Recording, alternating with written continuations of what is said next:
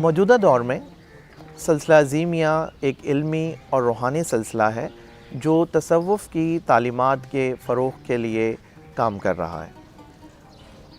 حضرت محمد عظیم برقیہ کا یوم وصال 27 جنوری ہے۔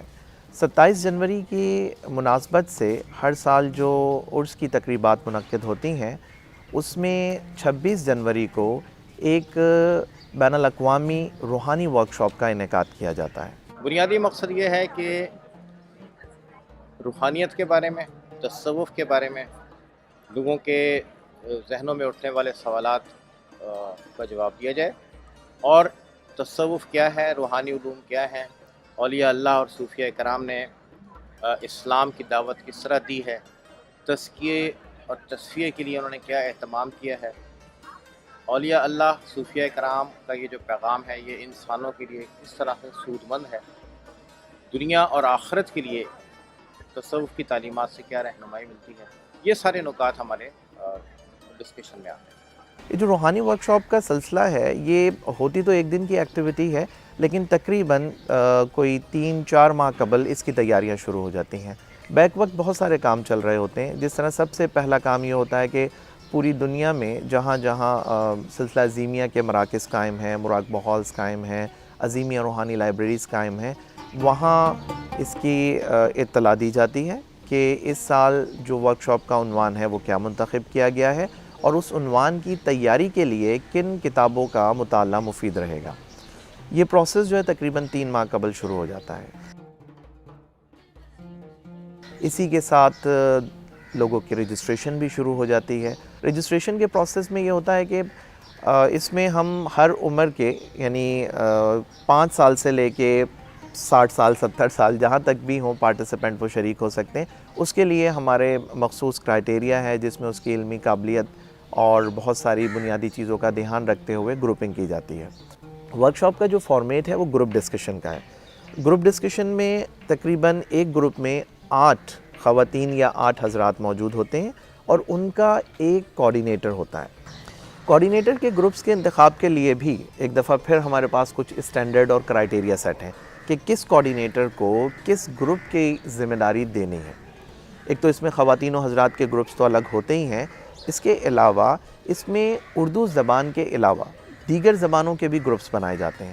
پاکستان کے باہر سے، امریکہ سے، کینیڈا سے، UK سے، یورپین کنٹریز سے، رشیا سے، مڈل ایسٹ سے، ہمارے ادھر ایسٹ میں چلے جائیں تو بینکاک، ملیشیا، انڈونیشیا، آسٹریلیا اور دنیا کے دیگر خطوں سے یہاں لوگ آئے ہوئے ہیں۔ اس کے علاوہ جو انٹرنیشنل ہمارے لوگ شریک ہونا چاہتے ہیں ان کے لیے ایک آن لائن ہے، وہ بھی اسی طرح سے گروپ بنے ہوئے ہیں۔ جیسے یہاں ہمارا گروپ 9-10 لوگوں کا ہے تو وہ بھی اسی طرح سے آن لائن گروپ بنے ہوئے ہیں، اور وہ سیم پیٹرن پہ وہ اس وقت وہاں پہ دنیا کے کئی ممالک میں لوگ ہمارے ساتھ کنیکٹ ہیں۔ اس ورکشاپ کی کارروائی زیادہ تر اردو میں ہوتی ہے۔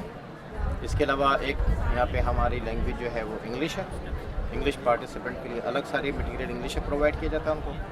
ایک ہمارا گروپ ہوتا ہے جو رشیا سے آتا ہے، وہ رشین ہے، اس میں مسلم اور نان مسلم دونوں شامل ہیں، ان کے لیے ہماری یہ کارروائی رشین میں ہوتی ہے۔ جب یہاں عربک گروپ ہوتا ہے تو اس کے لیے عربی سارا ہمارا گروپ کام کر رہا ہوتا ہے۔ اس سال سربیا سے بھی ایک گروپ نے شرکت کی ورکشاپ میں، جس نے اپنی مقامی زبان کے اندر پوری پروسیڈنگز کی۔ ان سارے گروپس کے ساتھ جو کہ اردو، انگریزی، رشین، عربک اور سربین تھے، 2 گروپس اور فارم ہوتے ہیں۔ گروپ سے مراد 2 کیٹیگری کے گروپس ہوتے ہیں۔ ایک جسے ہم نونہال گروپ کہتے ہیں۔ اب نونہال گروپ کا جو ایج کرائٹیریا ہے 5 سال سے لے کر 8 سال تک کے بچے جو ہیں وہ اس گروپ میں بیٹھتے ہیں۔ پھر اس سے ایک گروپ بڑا ہے جس کو ہم چلڈرن گروپ کہتے ہیں، یہ 8 سال سے لے کے تقریباً 15 سال تک کے بچوں کا ہے۔ بچوں کا گروپ بنانے کا مقصد یہ ہے کہ ان کے ذہن میں شروع سے ہی اللہ اور اللہ کے رسول کے ساتھ ایک تعلق کے جذبات کو بیدار کیا جائے، اللہ کے رسول صلی اللہ علیہ وسلم کی محبت کے جذبوں کو بیدار کیا جائے، اور قرآن پاک میں رسول اللہ صلی اللہ علیہ وسلم کی تعلیمات میں غور و فکر کرنے کا پیٹرن ایک بچپن سے ہی ڈیولپ کرنے کی کوشش کی جائے۔ ہم یہاں پہ بچوں کو مختلف ایکٹیویٹیز کروائیں گے جس کے تھرو بچوں کے اندر صلاحیتیں پیدا ہوں گی کہ وہ اللہ تعالیٰ سے قریب کیسے ہوں گے۔ ان ایکٹیویٹیز میں بچوں کے پاس ٹوٹل 3 ہارز ہوں گے اور ان کے اندر ہم 3 ایکٹیویٹیز کروائیں گے۔ اس طرح سے بچوں کے اندر صلاحیتیں پیدا ہوں گی اور ان کا دلچسپ پڑے گا کہ وہ اللہ تعالیٰ سے قریب ہے۔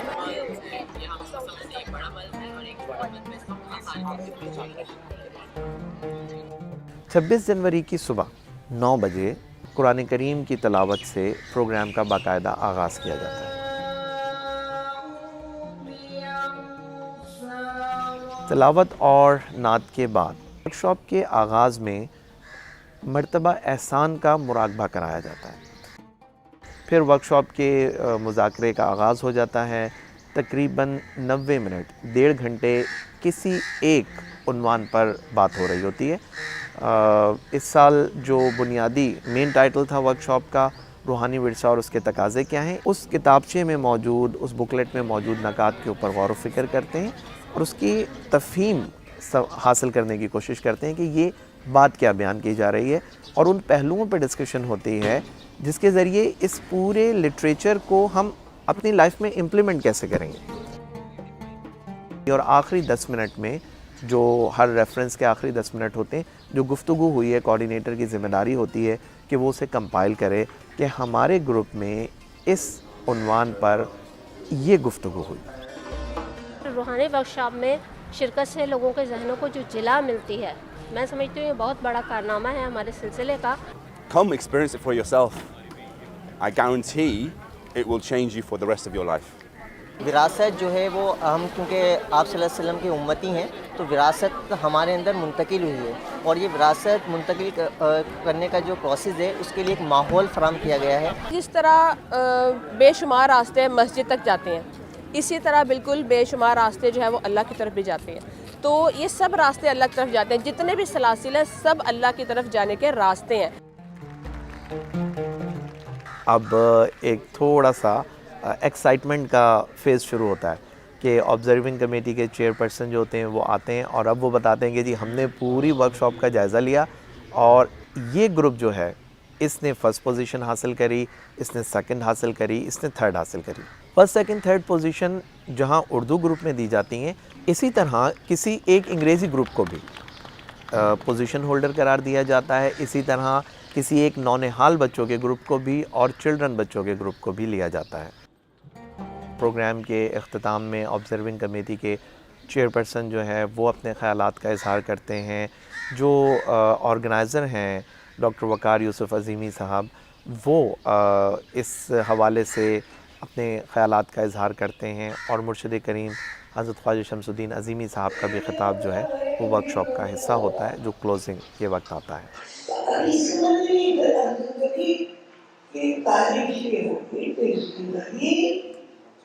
जिंदगी मरने, गायब होने, जाहिर होने, फिर मरने, फिर गायब होने, फिर गायब। हमारे पास अभी आज की वर्कशॉप से हमें एक नई बात चली है कि ज़िंदगी ख्याल है।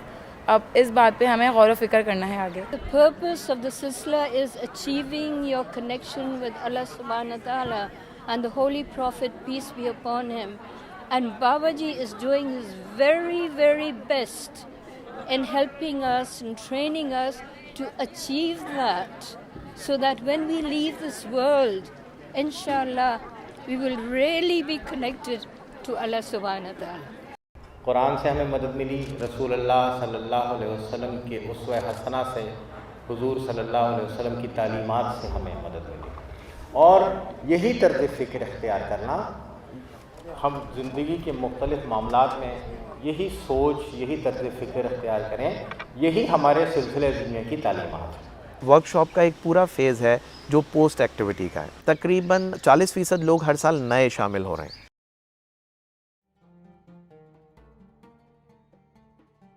इस वर्कशॉप का मतलब इल्म का फ़रोग़ है, तालीम का फ़रोग़ है, तदरीस का फ़रोग़ है। इसके साथ साथ लोगों को रूहानी उलूम से वाकिफ़ कराने की कोशिश है।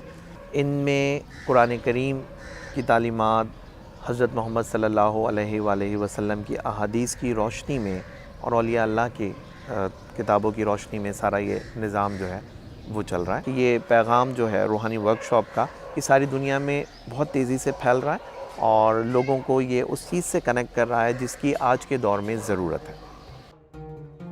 जब आँख शुबा करे शुबा किसका है, इंसान जो ना समझे तो गिला किसका है। एक नूर की दुनिया है कहीं पर आबाद, कुछ इल्म नहीं है वो सिला किसका है।